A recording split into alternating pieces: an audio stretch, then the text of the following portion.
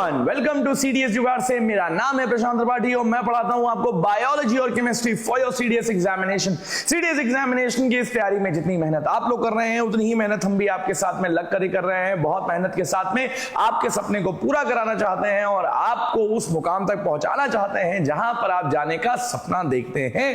दिन और रात उस सपने के लगे रहते हैं और लगातार आप मेहनत करते जा रहे हैं।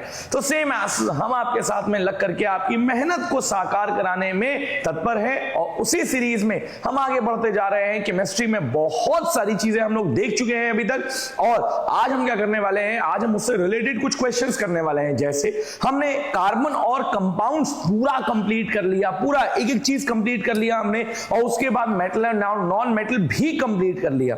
बट कंप्लीट करने के बाद हम आगे तो बढ़ गए पीरियोडिक क्लासिफिकेशन में। बट बहुत सारे बच्चों का मैसेज आया कि भैया आपने करा तो दिया है बट आप थोड़ा सा अगर इसको मतलब इसे क्वेश्चंस भी कराए थे तो मजा आ जाती। तो मैंने कहा चलो कोई बात नहीं भाई, क्वेश्चन भी करा देंगे इसके, ठीक है। तो आज हम क्या करने वाले हैं बेटा, आज हम करने वाले हैं इनके क्वेश्चंस। तो without wasting any further time, any further delay, हम लोग स्टार्ट करना शुरू करते हैं। देखिए पहला क्वेश्चन क्या दिया है आपके सामने।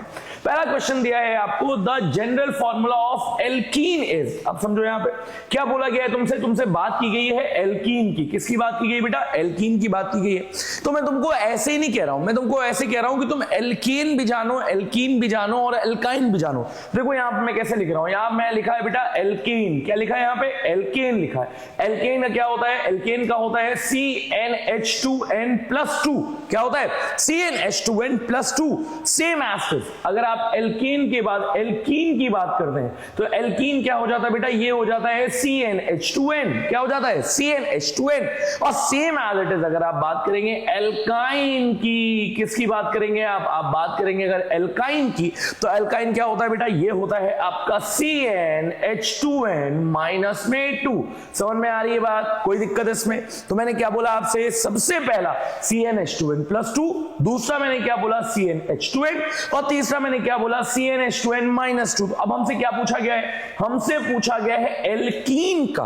एल्काइन नहीं पूछा गया ना, एल्केन पूछा गया। तो एल्कीन पूछा गया तो क्या हो जाएगा, ये हो जाएगा आपका CnH2n। तो देखो कहीं है यहाँ पे CnH2n, अरे यार यहाँ पर दिया देखो CnH2n, तो क्या हो जाएगा, आंसर यही वाला हो जाएगा, दैट इज CnH2n। समझ में आ गई बात, कोई दिक्कत, कोई परेशानी, कोई दुख दर्द भाई बिल्कुल नहीं होना चाहिए। बहुत बेहतरीन तरीके से हम लोग आगे बढ़ते जा रहे हैं, बहुत बेहतरीन तरीके से हम लोग देखते जा रहे हैं। चलो भाई देखो नेक्स्ट क्वेश्चन की तरफ बढ़ते हैं।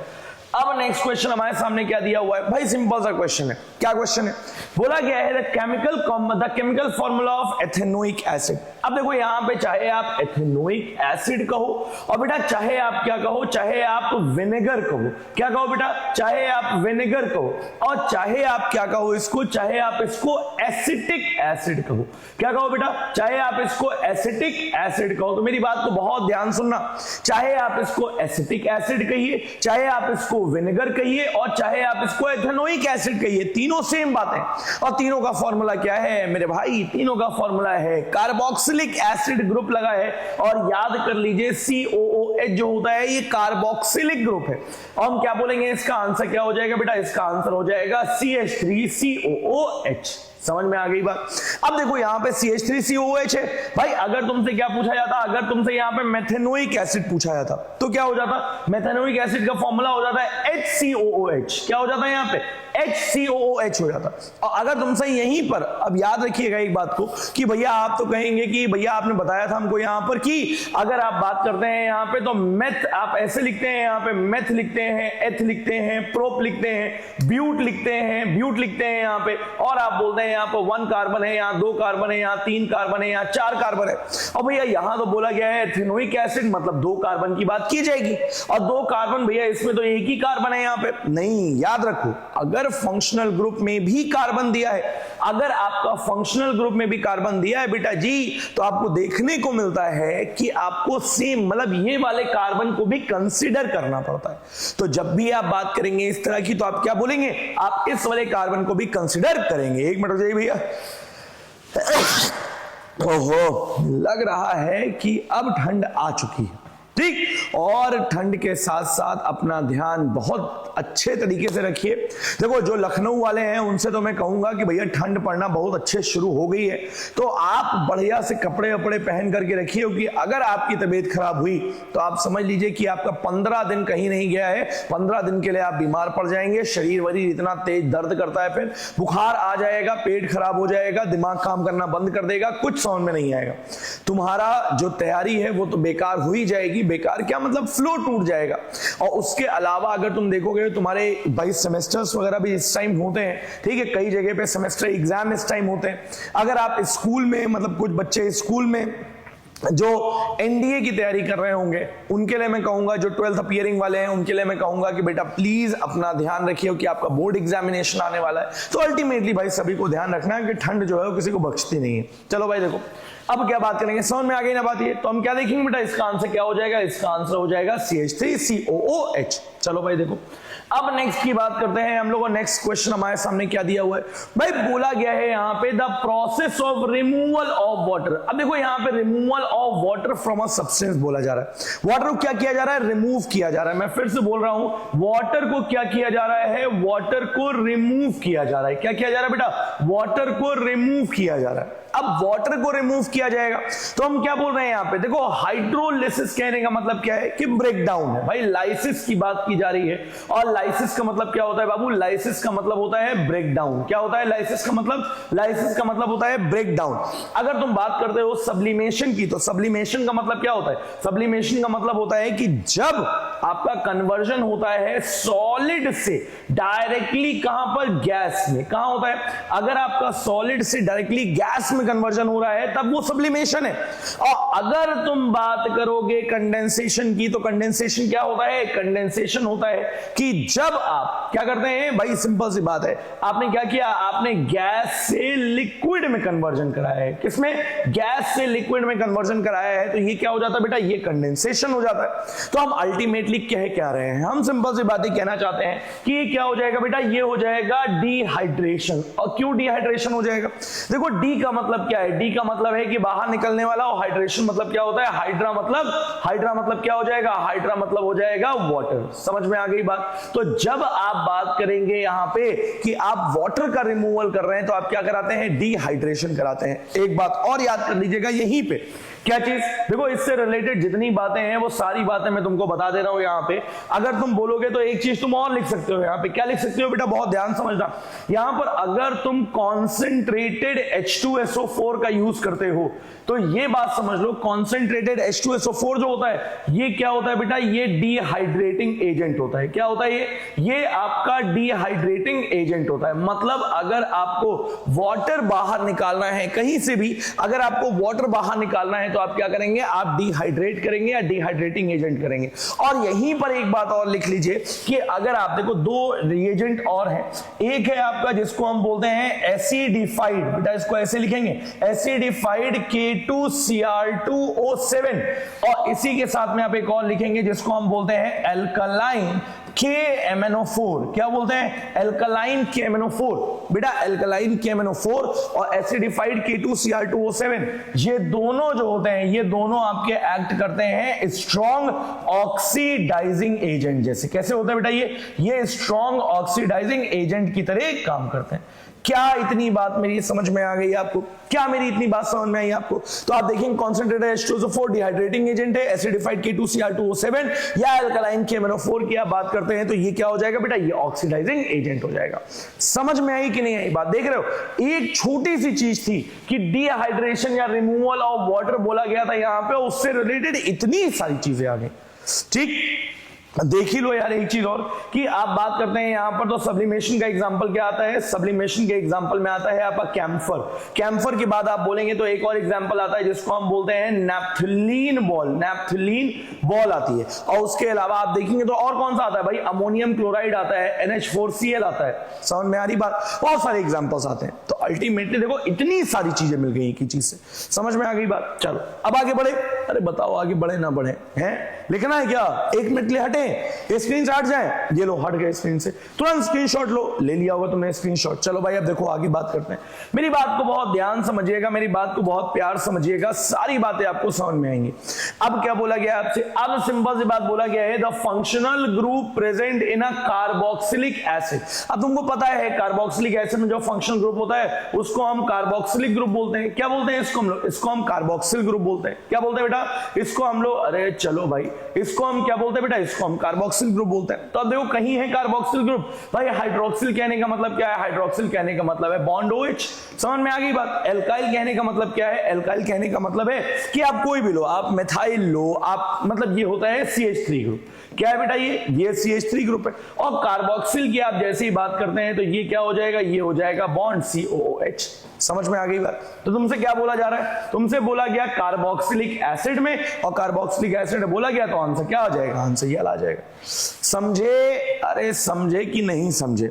इसके अलावा आप देखेंगे तो आपको क्या देखने को मिलता है? आपको एल्डिहाइड देखने को मिलता है। क्या देखने को मिलता है आपको? आपको एल्डिहाइड देखने को मिलता है। और एल्डिहाइड कहने का मतलब क्या है बेटा? ये होता है बॉन्ड CHO। क्या होता है? Bond CHO। देखो बॉन्ड CHO ऐसे भी लिखा जा सकता है, और अगर ये कार्बोक्सिल ना दिया होता, कैसे दिया होता? यहाँ पर इस तरह से दिया होता लिख करके, या इस तरह से भी नहीं, ऐसे दिया होता C double bond O bond OH। अगर ये दिया होता बेटा तो ये भी सही होता, अगर ये दिया होता तो ये भी सही होता, और ये दिया है यार, ये तो सही है ही है। और इसी के बाद तुम देखोगे यहाँ पे तो एक चीज और देख लो। क्या देख लो यहाँ पे? ये देखो, इसके बाद देखोगे यहाँ पे तो जो CHO लिखा है बेटा, इसी CHO को अगर आप देखेंगे तो आप ऐसे भी लिख सकते हैं, एल्डिहाइड के लिए बोल रहा हूं मैं, एल्डिहाइड के लिए अगर आप लिखना चाहेंगे तो आप ऐसे भी लिख सकते हैं C डबल बॉन्ड O, और यहां पर क्या आ जाएगा बेटा? H आ जाएगा। तो अगर आप ऐसे लिखना चाहेंगे तो कार्बोक्सिल को लिख लेंगे आप ऐसे लिखना चाहेंगे तो आप एल्डिहाइड को लिख लेंगे। समझ में आ गई बात? फिर से मैं बोल रहा हूं, क्वेश्चन एक है बट उससे जितनी भी रिलेटेड चीजें हैं बेटा वो सारी चीजें मैं तुमको बता दूंगा। तो अगर तुम इस वीडियो को आखिरी तक देखते हो तो मैं फिर से बोल रहा हूं तुमसे कि तुम्हारा कोई भी क्वेश्चन छूटने वाला नहीं है। चलो अब देखो क्या बात कर रहे हैं भाई, समझेंगे। इसके बाद हम लोग आगे और देखते जाएंगे। क्या बोल रहा हूं मैं? बोला गया है which of the following is an example of an ester. इनमें से कौन एक एस्टर का एग्जांपल है? अब देखो एस्टर क्या होता है भाई, तुमको पता है कि एस्टरिफिकेशन रिएक्शन, एस्टर क्या है? स्वीट स्मेलिंग कंपाउंड है, और स्वीट फ्रूटी स्मेलिंग कंपाउंड है। तो हम क्या बोलेंगे? एथीन जो होता है, एथीन क्या होता है भाई? देखो एथीन आप देखेंगे तो ये होता है आपका C2H4 आप बोल सकते हैं। क्या बोल सकते हैं आप? C2H4 बोल सकते हैं, क्योंकि एथीन है, ईन है, तो क्या हो गया बेटा? CnH2n हो गया, और आपने एथ लिया है तो 2 कार्बन हो गए, 2 कार्बन हो गए तो C2 हो गया और H4 हो गया। समझ में आ गई बात? इथेन आप बोलेंगे तो ये क्या हो जाएगा? ये हो जाएगा आपका C2H6 हो जाएगा। समझ में आ गई बात? अब एथाइल एसीटेट, भाई देखो एथेनॉल भी देख लो, एथेनॉल देखोगे तो ये क्या हो जाएगा आपका? ये हो जाएगा आपका, एक मिनट रुक जाओ बाबू, एक मिनट रुक जाओ। देखो इसको यार यहीं से काट दे रहे हैं हम लोग, एक मिनट रुकना भाई। ये देखो बहुत बढ़िया, ये हो जाएगा बेटा C2H5OH। और सेम एज अब आप एथाइल एसीटेट की बात करते हैं तो एथाइल एसीटेट क्या हो जाएगा बेटा? ये आपका एस्टर का एग्जांपल हो जाएगा। क्या ये बात समझ में आ गई आपको? क्या ये बात समझ में आई आपको? देखो एसीटेट ग्रुप जो होता है, ठीक है, यहां पर आप इस तरह से इसको देख लेंगे। अब देखो क्या बात कर रहे हैं, मेरी बात को बहुत ध्यान समझना। अगर आप एसीटेट ग्रुप बोलते हैं बेटा तो ये क्या होता है? ये होता है आपका CH3COO- एसीटेट ग्रुप, और यहां पर आप देखेंगे C2H5 लग जाएगा तो एथाइल एसीटेट हो जाएगा। समझे कि नहीं समझे बात? भाई एसिटिक एसिड बोलते हो ना, आप यहां पर देखोगे तो इसका फॉर्मूला क्या बनेगा? इसका फॉर्मूला बनेगा CH3COO-C2H5 बन जाएगा। समझे बात? ये इसका फॉर्मूला बन जाएगा। अब इसमें आप देखोगे तो ये जो है ये एसीटेट ग्रुप है, CH3COO- क्या हो जाएगा बेटा? CH3COO- it is acetate group. क्या हो जाएगा बेटा? ये हो जाता है आपका एसीटेट ग्रुप। क्या मेरी इतनी बात समझ में आई आपको? क्या मेरी इतनी बात समझ में आई? चलो फिर से आगे देखें। अब देखो आगे देख रहे हैं, मेरी बात को बहुत प्यार समझते जाना, सारी बातें तुमको समझ में आएंगी, किसी भी तरह का कंफ्यूजन नहीं होगा, बहुत बेहतरीन तरीके से आप आगे बढ़ते जाएंगे। अब देखो क्या कह रहे हैं, बोला गया है carbon is unique among the element because it can. देखते हैं भाई कार्बन की क्या क्या प्रॉपर्टीज है। चलो भाई देखो नेक्स्ट बात करते हैं यहां पर हम लोग कार्बन की प्रॉपर्टीज की। तो हम क्या बोल रहे हैं, carbon is a unique among element because it can. क्या कर सकता है, carbon form compound with metal only. अरे यार भाई कार्बन सिर्फ मेटल के साथ में, तो क्या CO2 जो होता है वो मंजीरा बजाता है? बेटा कार्बन ऑक्सीजन के साथ में कर रहा है, ऑक्सीजन इज नॉन मेटल, तो ये क्या हो जाएगा, ये गड़बड़ हो जाएगा। अब देखें exhibit only one valency, carbon की 4 वैलेंसी होती है भाई, तभी तो हम बोलते हैं कार्बन टेट्रा वैलेंसी शो करता है। क्या शो करता है, कार्बन टेट्रा वैलेंसी शो करता है। समझ में आ रही बात? तो ये भी क्या हो जाएगा, गड़बड़ हो जाएगा। ओनली बॉन्ड विद हाइड्रोजन, तो भाई क्या अगर हम बोले यहां पर CHCl3 बोले, या हम बोले अगर यहां पे कि CO2 बोले, हम बोले यहां पे CH4, तो चलो यहां तो हाइड्रोजन है, बट यहां पर आप बोलेंगे तो यहां पर क्लोरीन भी तो लगा है इसके साथ में, यहां ऑक्सीजन भी तो लगा है, तो ये क्या हो जाएगा, ये भी गड़बड़ हो जाएगा। भाई बचा कुचा एक ही है यार, अब देख लेते हैं क्या है, और यही सही होगा, हमने पढ़ा नहीं अभी, सही यही होगा। क्या है, form long chain and branch structure. यार ये समझ में आती है बात कि भाई लॉन्ग चेन और ब्रांच स्ट्रक्चर बनाएगा। कैसे बनाएगा, मेरी बात को बहुत ध्यान समझिएगा। लॉन्ग चेन और ब्रांच स्ट्रक्चर कैसे बना रहा है, हमने बोला कार्बन ऐसे है, 1 कार्बन 2 कार्बन 3 4 5 और 6, ऐसे लॉन्ग चेन हो गई। अब ब्रांच कहने का मतलब क्या है, 1 कार्बन 2 कार्बन 3 कार्बन, ये देखो इधर बन गया, ये इधर बन गया, समझे बात? तो हम क्या बोल रहे हैं, ये ब्रांच स्ट्रक्चर हो गया, ये चेन स्ट्रक्चर हो गया, कोई दिक्कत नहीं, ठीक।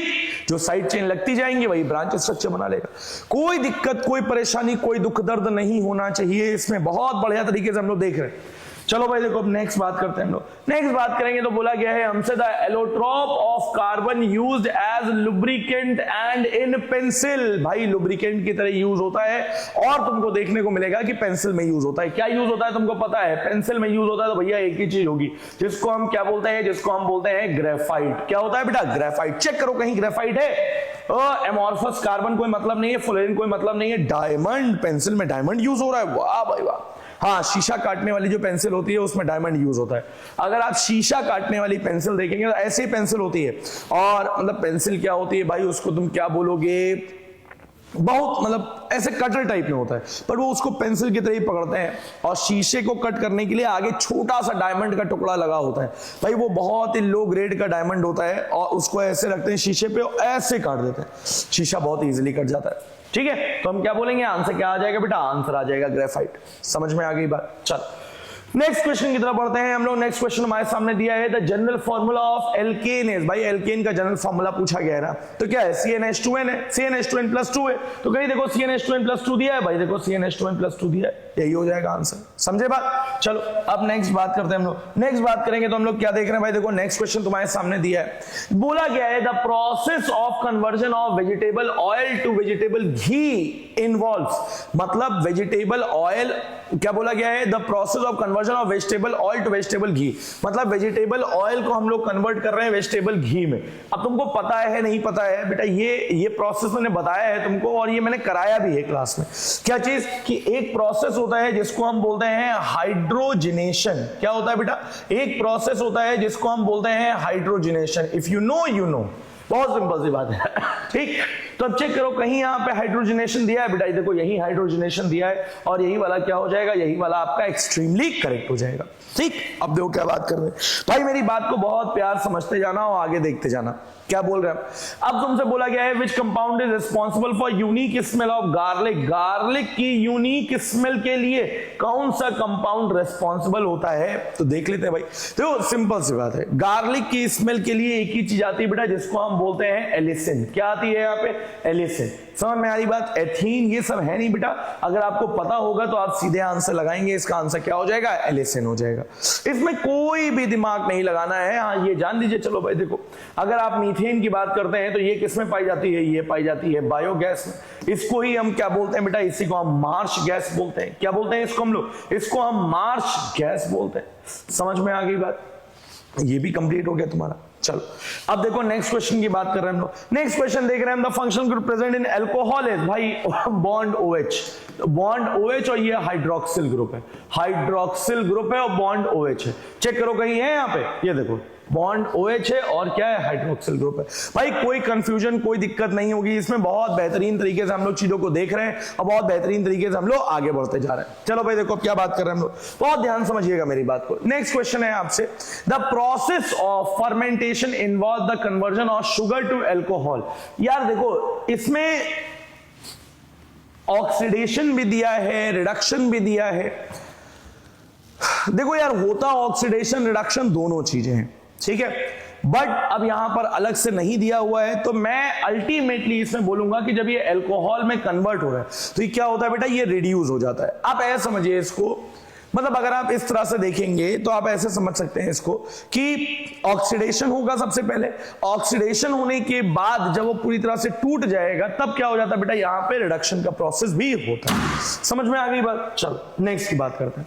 बोला गया है hydrocarbon used as domestic fuel is, भाई डोमेस्टिक फ्यूल की तरह कौन सा यूज होता है तुमको? अब देखो बेंजीन तुमको नहीं देखने को मिलेगा भाई, बेंजीन एरोमेटिक कंपाउंड नहीं देखने को मिलेगा तुमको, एथाइन देखने को नहीं मिलता है तुमको, मीथेन देखने, अच्छा एक चीज और देखो यार, अगर तुम यहां पे डोमेस्टिक फ्यूल की तरह बोलोगे तो डोमेस्टिक फ्यूल की तरह अभी भी यूज होता है बायोगैस बहुत सारी जगह पर, ठीक, बट यहां पर आप देखेंगे तो एथेनॉल भी दिया है। और डोमेस्टिक फ्यूल कहने का मतलब क्या है? डोमेस्टिक फ्यूल कहने का मतलब है कि जो रोजमर्रा की चीजों में यूज हो रहा है। तो एथेनॉल जो होता है वो क्या किया जाता है बेटा, एथेनॉल यूज किया जाता है एज ब्लेंडिंग एजेंट। क्या यूज किया जाता है? एज ब्लेंडिंग एजेंट यूज किया जाता है।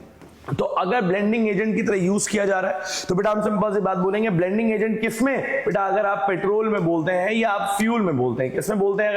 अगर आप फ्यूल में बोलेंगे तो ये यूज किया जाता है एज अ ब्लेंडिंग एजेंट, और अगर ब्लेंडिंग एजेंट की तरह यूज किया जाएगा तो इसको हम क्या बोलेंगे? इसको हम बोलेंगे कि ये डोमेस्टिक फ्यूल हो जाएगा। चलो भाई देखो नेक्स्ट की बात करें। अब नेक्स्ट की बात करते हैं हम लोग, हम क्या देख रहे हैं, नेक्स्ट क्वेश्चन हमारे सामने आ चुका है। बोला गया है, क्या बोला गया है, रुक जाओ इस क्वेश्चन को थोड़ा सा बड़ा कर दिया जाए ताकि तुम लोगों को बेहतरीन तरीके से दिखे यार। ऑप्शन चले जाएंगे क्या? रुक जाओ इधर लेकर के आते हैं क्वेश्चन को, ठीक दिख रहा है क्वेश्चन? रुको एक मिनट देखने दो भैया, क्वेश्चन दिख रहा है ना? हाँ क्वेश्चन दिख रहा है, ठीक। देखो क्या बोला गया है यहाँ पे, बोला गया है which of the following statement is correct for, इसको थोड़ा सा ऐसे कर देते ताकि तुमको और बढ़िया दिखे। बहुत बढ़िया, क्या बात है भाई, देखा ऐसे नहीं तो ऐसे सही दिखेगा तो है, ठीक है। चलो अब दिख रहा होगा, अब दिख रहा है ना? हाँ बहुत बड़े भाई, बहुत बड़े, बहुत बड़े। अब देखो क्या बोला गया है यहाँ पे, बोला गया है which of the following statement are correct for carbon compound. Carbon compound के लिए कौन सा करेक्ट है? देखते हैं क्या है भाई यहाँ पे, चलो let's see. Most carbon compounds are good conductor of electricity. Most carbon compounds नहीं भाई, मोस्ट कार्बन कंपाउंड तो नहीं होगा, क्योंकि ग्रेफाइट को आप देखते हैं तो ग्रेफाइट इज एन एक्सेप्शन, और आपको देखने को मिलेगा कि वो केवल और केवल कार्बन, वो क्या बोलते हैं, इलेक्ट्रिसिटी को कंडक्ट कर पाता है। तो ये क्या हो जाएगा, ये गड़बड़ हो जाएगा। फिर से हम देखेंगे most carbon compounds are poor conductor of electricity. यार ये सही लग रहा है, ठीक, क्योंकि एक ही आपको देखने को मिलता है ग्रेफाइट, तो हम क्या बोलेंगे, ये वाला सही लग रहा है। अब थर्ड बोला गया है force of attraction between molecules of carbon compound is not very strong. अच्छा नॉट वेरी स्ट्रॉन्ग है, एक बार फिर से देख लेते हैं, पर फिर से पढ़ते हैं। Force of attraction between molecule of carbon compound is not very strong. भाई ये सही लग रहा है, क्यों सही लग रहा है? बिकॉज कार्बन जो होता है वो क्या बनाता है बेटा, कार्बन कोवेलेंट बॉन्डिंग बनाता है। क्या बनाता है? कार्बन कोवेलेंट बॉन्डिंग बनाता है। अब कोवेलेंट बॉन्डिंग कहने का मतलब क्या है भाई? कोवेलेंट बॉन्डिंग जब भी बनाएगा तो ये क्या होगा, ये क्या करेगा बेटा, कोवेलेंट बॉन्डिंग जब भी करता है ये, तो हम सिंपल सी बात बोलते हैं कोवेलेंट बॉन्ड आपका स्ट्रॉन्ग बॉन्ड नहीं होता है उतना, और अगर उतना स्ट्रॉन्ग बॉन्ड नहीं होता है तो हम क्या बोलेंगे कि ये वीक स्ट्रक्चर बनाता है, या हम बोलते हैं कि इसका बॉन्ड जो होता है वो नॉट वेरी स्ट्रॉन्ग होता है। समझ में आ गई बात? क्या होता है बेटा, ये जो होता है बॉन्डिंग वो नॉट वेरी स्ट्रॉन्ग की कैटेगरी में आएगा। अब हम देख रहे हैं यहां पर तो क्या हो गया, ये सही है, मतलब ये वाला सही आ रहा है हमारा, और ये वाला सही आ रहा है 2 और 3। Force of attraction between molecules of carbon compound is very strong, तो ये तो गड़बड़ हो जाएगा यहाँ पे। समझ में आ गई बात? तो हम क्या बोलेंगे, हम बहुत सिंपल सी बात बोलेंगे कि ये वाला गड़बड़ हो गया और ये वाला गड़बड़ हो गया, तो बचा कितना, ये वाला बचा है, ये वाला बचा है, 2 और 3 बचा है। कहीं दिया है 2 और 3 आंसर में? ये देखो यार दिया तो है सी वाला, 2 और 3 हो गया। समझ में आ गई बात? क्या ये बात समझ में? चलो नेक्स्ट क्वेश्चन की बात करते हैं। नेक्स्ट क्वेश्चन की बात करेंगे हम, तो हमसे बोला गया है C3H8 belong to the homologous series of, C3H8 किसकी होमोलोगस सीरीज से बिलोंग करती है? तो भाई देखो सिंपल सी बात करेंगे, C3H8 है। अब C3H8 कहने का मतलब क्या है भाई? देखो कार्बन N की वैल्यू क्या आ गई है? N की वैल्यू आ गई है 3। क्या आ गई यहाँ पे? N की वैल्यू आ गई है 3। अब 3N की वैल्यू है तो रख करके देखते हैं, क्या रख करके देखें? CnH2n+2 में, तो देखो यहाँ पे N की वैल्यू क्या आ गई है? 3 आ गई है। H2 इंटू में क्या हो जाएगा? 3 प्लस में आ जाएगा 2। तो हम क्या बोलेंगे यहाँ पे? ये हो गया आपका C3, 3 to the 6 और 2 8। तो क्या आंसर आ गया? C3H8 आ गया। तो C3H8 देखो कहीं है कि नहीं है? देखो यही वाला C3H8 है और C3H8 यही है, तो ये क्या हो जाएगा बेटा? ये हो जाएगा अल्टीमेटली एल्केन। क्या हो जाएगा? ये हो जाएगा आपका एल्केन। तो चेक करो कहीं पे है एल्केन? ये देखो एल्केन है। समझे? अरे यार समझ में आई कि नहीं आई बात? देख लो कितना लाप से क्वेश्चन हो गया है ना।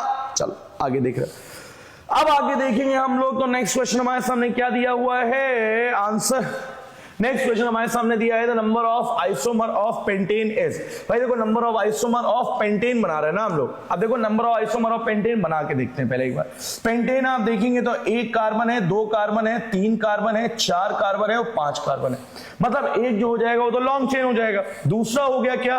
1 कार्बन, 2 कार्बन, 3 कार्बन, 4 कार्बन और 5वां कार्बन मैंने ऐसे बना दिया।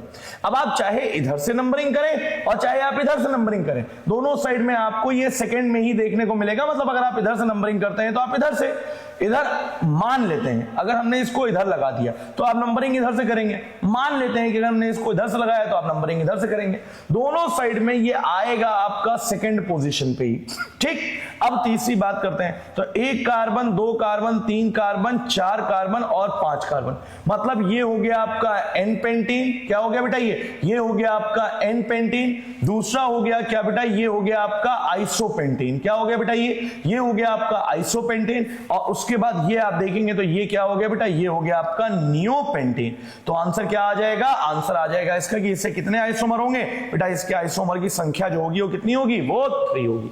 समझ में आ गई बात? क्या मेरी इतनी बात समझ में आई आपको? जल्दी बताइए, क्या इतनी बात बहुत बेहतरीन तरीके से समझ में आ गई? चलो अब नेक्स्ट क्वेश्चन की बात कर रहे हैं हम लोग। और नेक्स्ट क्वेश्चन कैसे देखने जा रहे हैं? बोला गया answer which of the following will undergo addition reaction. भाई देखो एडिशन रिएक्शन अगर आपको हाइड्रोजनेशन रिएक्शन याद है तो हम क्या बोलते हैं? सिंपल सी बात, अगर आपने एल्केन लिया है तो एल्केन में पहले ही सारे हाइड्रोजन जुड़े हुए हैं, पहले ही सारे हाइड्रोजन जुड़े हुए हैं सारी वैलेंसीज में। तो हमको देखने को नहीं मिलेगा कि यहां पर आपको किसी भी तरह से हाइड्रोजन को ऐड कराने का मौका मिलेगा या हाइड्रोजन का एडिशन होगा। हाइड्रोजन का एडिशन नहीं होगा यहां पर। ठीक, इन कंपैरिजन अगर आप बात करते हैं, क्या इन कंपैरिजन अगर आप बात करते हैं एल्कीन की, किसकी बात करते हैं बेटा आप? अगर आप एल्कीन की बात करते हैं तो एल्कीन क्या है भाई? तुम समझो, डबल बॉन्ड लगा हुआ है ना। क्या लगा है इसमें? इसमें डबल बॉन्ड लगा हुआ है। अब डबल बॉन्ड से क्या मतलब है भाई? डबल बॉन्ड से मतलब ये है कि आपने क्या बोला? आपने यहां पर बोला कि ऐसे, इसको समझो, यहां पर आपने बोला कि C डबल बॉन्ड C, यहां पर ये ऐसे करके H है, यहां पर आपका H है और H है। जैसे आप हाइड्रोजन का एडिशन करेंगे बेटा यहां पे, तो ये किसमें कन्वर्ट हो जाएगा? ये आपका एक एक बॉन्ड यहां लगेगा, मतलब हाइड्रोजन यहां लगेगा और ये कन्वर्ट हो जाएगा आपका इस तरह से हाइड्रोजन हाइड्रोजन हाइड्रोजन, यहां पर आपका हाइड्रोजन हाइड्रोजन और हाइड्रोजन।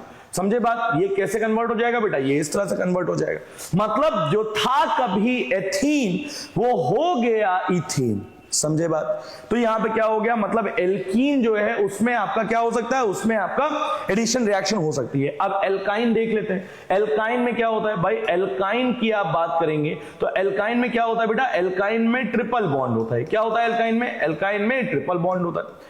अब समझो यहां पे अगर ट्रिपल बॉन्ड है तो क्या होगा भाई? एल्काइन में अगर ट्रिपल बॉन्ड है तो मैं क्या बोलूंगा? यहां पे मैंने यही एग्जांपल लिया और मैंने कैसे लिया? यहां पे ट्रिपल बॉन्ड बनाया, यहां पे कार्बन, यहां हाइड्रोजन, यहां हाइड्रोजन। समझे बात? अब जैसे ही आपने हाइड्रोजन का एडिशन किया, ये किसमें कन्वर्ट हो जाएगा बेटा? ये कन्वर्ट हो जाएगा ऐसे CH आ जाएगा यहां पे। ये जो ट्रिपल बॉन्ड था ये डबल बॉन्ड में कन्वर्ट हो गया, ये आपका इस तरह से कन्वर्ट हो गया। और फिर से आप बोलेंगे, अगर आपने इसमें फिर से हाइड्रोजन का एडिशन कर दिया है, तो आपको कैसे देखने को मिलेगा बेटा, ये आपको देखने को मिलेगा C single bond C, H H H यहां पे और H H और H यहां पे।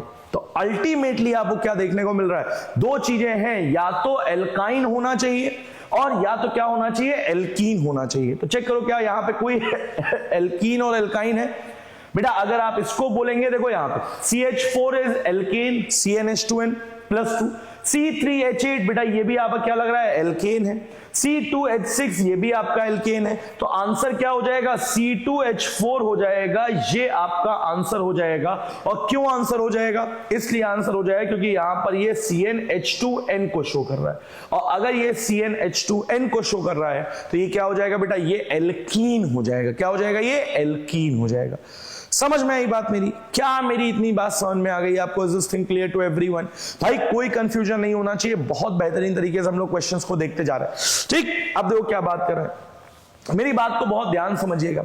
Ethanol on complete oxidation gives, भाई एथेनॉल एथेनॉल मतलब कि यहां क्या हो गया, एल्कोहल, और एल्कोहल ऑन कंप्लीट ऑक्सीडेशन, जैसे इसका कंप्लीट ऑक्सीडेशन होता है तो बेटा ये क्या देता है, ये आपको देखने को मिलेगा एक ही चीज देता है जिसको हम क्या बोलते हैं, कार्बन डाइऑक्साइड और वाटर। समझ में आ गई बात? तो हम क्या देखेंगे यहाँ पे, देखो सिंपल सी बात दिया है, कार्बन डाइऑक्साइड और वाटर।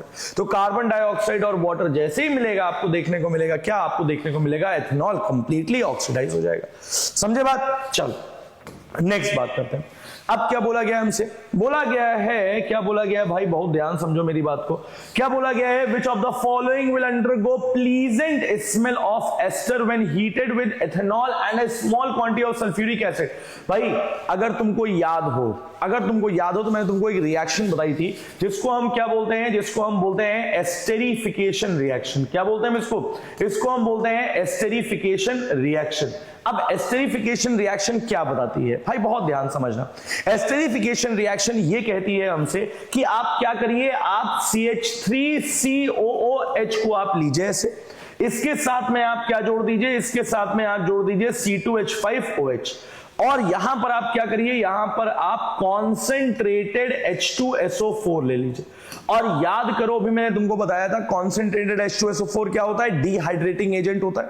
और जैसे डिहाइड्रेटिंग एजेंट होता है आपको देखने को क्या मिलता है, यहां से एक हाइड्रोजन और यहां से OH, बेटा ये दोनों मिल करके क्या होता है, यहां पर आपको वाटर का रिमूवल देखने को मिलेगा।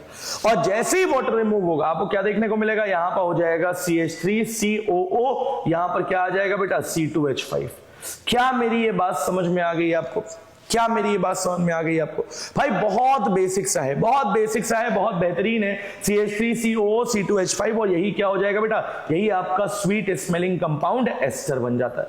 तो अब देखो यहां पर क्या दिया है, तो प्लीजेंट स्मेल ऑफ एस्टर बन रहा है बिल्कुल, which on heating with ethanol, ethanol के साथ में हम हीट कर रहे हैं इसको, and a small quantity of sulphuric acid ले लिया हमने।